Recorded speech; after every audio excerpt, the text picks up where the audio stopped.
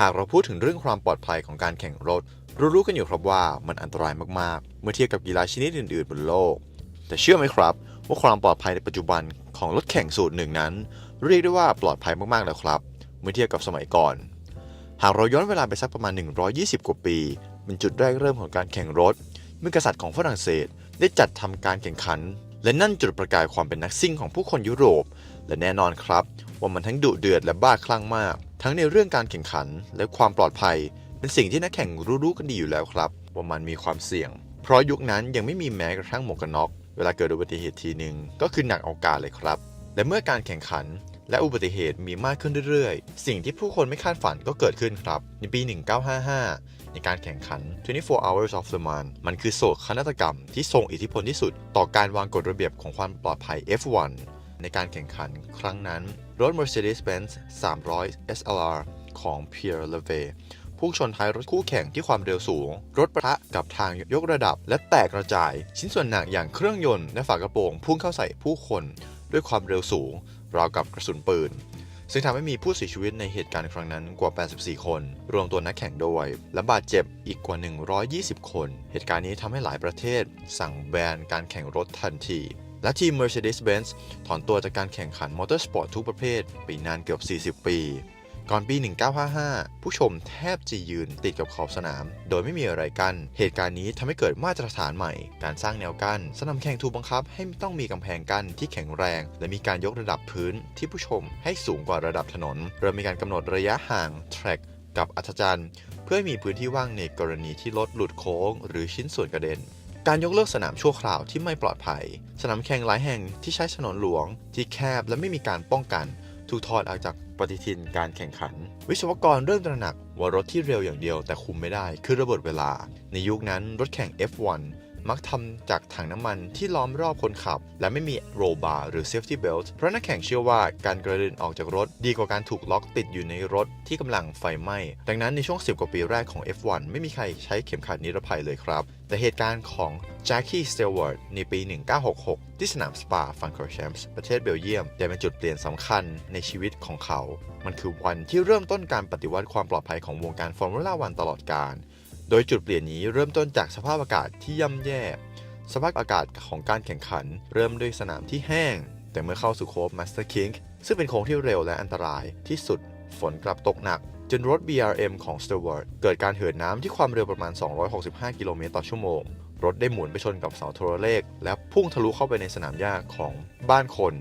ก่อนจะไปหยุดนิ่งในสภาพพลิกคว่ำกลายเป็นกับดักมรณะเพราะตัวของ Stewart ติดอยู่ในซากรถที่พังยับเยินโดยมีน้ำมันเชื้อเพลิงรั่วไหลออกมาท่วมตัวเขาตั้งแต่อกจนถึงเท้า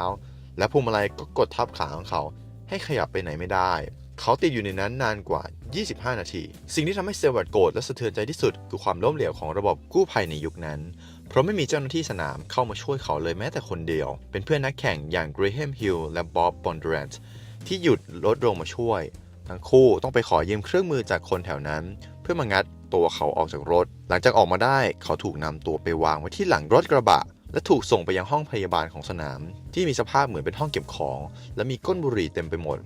มีหนำซ้ำเมื่อรถพยาบาลมาคนขับกลับหลงทางทำให้สเตวาร์ตที่กำลังบาดเจ็บและปวดแสบปวดร้อนจากน้ำมันที่กัดผิวหนังต้องรอคอยการรักษาอย่างยาวนานหลังจากหายดีเขาจึงตัดสินใจเริ่มรณรงค์ความปลอดภัยอย่างจริงจังจนกลายเป็นที่มาของ Stewart Revolution โดยเขาเริ่มจากการพกประแจติดไว้ที่พวงมาลัยรถแข่งของเขาเพื่อให้คนอื่นงัดเขาออกมาได้หากเกิดเหตุซ้ำรอยเขาเรียกร้องให้มีหมอศัลยกรรมและรถพยาบาลประสิทธิภาพสูงประจำอยู่ที่สนามแข่งและเขาเป็นคนกลุ่มแรกๆที่เปลี่ยนมาใช้หมวกกันน็อกปิดแบบเต็มใบรวมถึงเป็นแกนนำบังคับให้มีการใช้เข็มขัดนิรภัยและเรียกร้องให้มีกำแพงกั้นรอบสนามซึ่งเขาเคยกล่าวไว้ว่าเขาคงเป็นแชมป์โลกที่ดูไม่เท่ในสายตาใครหลายๆคนเพราะเอาแต่เรียกร้องเรื่องความปลอดภัยแต่นั่นทำให้เขาและเพื่อนๆอีกหลายคนยังมีชีวิตอยู่จนถึงวันนี้ในปี 1968 เป็นปีแรกที่การติดตั้งเข็มขัดนิรภัยในรถแข่งหลายๆทีมอย่างแพร่หลาย